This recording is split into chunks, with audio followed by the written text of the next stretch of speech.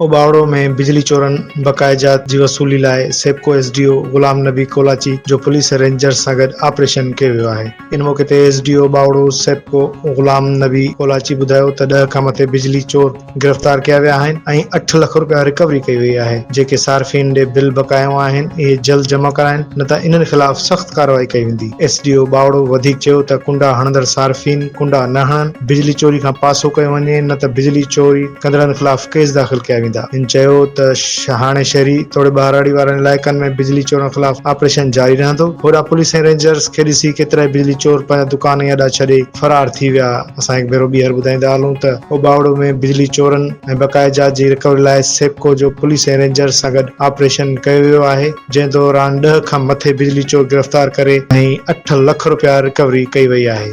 उबावड़ो में बिजली चोरनि बक़ायदात जी वसूली लाइ सेप्को एसडीओ ग़ुलाम नबी कोलाची जो पुलिस रेंजर सां गॾु ऑपरेशन कयो वियो आहे। इन मौक़े ते एसडीओ उबावड़ो सेप्को ग़ुलाम नबी कोलाची ॿुधायो त 10 खां मथे बिजली चोर गिरफ़्तार कया विया आहिनि ऐं 8 लख रुपया रिकवरी कई वई आहे। जेके सार्फ़िन ॾे बिल बकाया आहिनि इहे जल्द जमा कराइनि, न त इन्हनि ख़िलाफ़ सख़्त कार्रवाई कई वेंदी। एसडीओ उबावड़ो वधीक चयो त कुंडा हणंदड़ सार्फ़िन कुंडा न हणनि, बिजली चोरी खां पासो कयो वञे, न त बिजली चोरी कंदड़नि ख़िलाफ़ केस दाख़िल कया वेंदा। इन चयो त हाणे शहरी तोड़े बहाराड़ी वारनि इलाइक़नि में बिजली चोरनि ख़िलाफ़ ऑपरेशन जारी रहंदो। होॾां पुलिस ऐं रेंजर्स खे ॾिसी केतिरा बिजली चोर पंहिंजा दुकान या अॾा छॾे फरार थी विया। असां हिकु भेरो ॿीहर ॿुधाईंदा हलूं त उबावड़ो में बिजली चोरनि ऐं बक़ायदात जी रिकवरी लाइ सेप्को जो पुलिस ऐं रेंजर्स सां गॾु ऑपरेशन कयो वियो आहे, जंहिं दौरान 10 खां मथे बिजली चोर गिरफ़्तार करे ऐं 8 लख रुपया रिकवरी कई वई आहे।